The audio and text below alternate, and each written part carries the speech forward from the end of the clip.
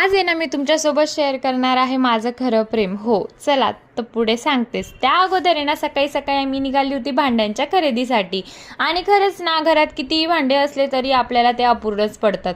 त्यानंतर तुम्ही हा व्हिडिओ कुठून बघतायत मला नक्की कमेंटमध्ये सांगा. त्यानंतर आम्ही एक शॉपमध्ये गेलो कारण मला इंडक्शन बेस काही भांडे बघायचे होते. तेच या ठिकाणी आम्ही बघायला आलेलो होतो. मग या ठिकाणी म्हटलं चला तावा वगैरे बघूया. कढई, तावा आणि काही टी पॅन मला घ्यायचा होता.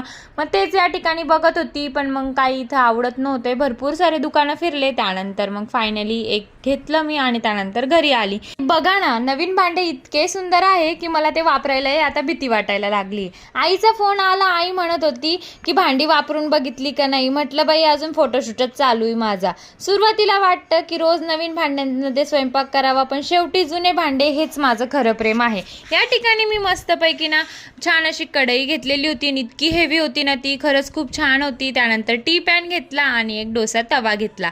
त्यानंतर माझे इतके सगळे कामं पडलेले होते. आणि खरं प्रेम असं बायकांचं भांड्यांवरतीच असतं कारण की कितीही भांडे घरामध्ये असली की ती त्यांना अपूर्णच पडत असतात. त्यामुळे आणि जुने भांडे ते खरं प्रेम कसं असतं माहिती आहे का, कारण संसारामध्ये आपण एक एक गोष्ट ही खूप अशी प्रेमाने जमवून बनवत असतो. त्यामुळे आणि संसारात भांडे किंवा प्रत्येक गोष्टी जी आपल्या नवीन संसाराला लागत असते ना ती आपल्यासाठी खूप जास्त महत्त्वाची असते. त्यामुळे खरं प्रेम म्हणजे बायकांचे ते भांडेच असतात. त्यानंतर म्हटलं नवीन पॅनमध्ये छान अशी चहा बनवूया. आणि ना बायकांसाठी ना संसारामध्ये एक एक जमवलेली भांडी खूप जास्त महत्त्वाची असतात. तुम्हाला काय वाटतं मला नक्की कमेंटमध्ये सांगा. Bye bye.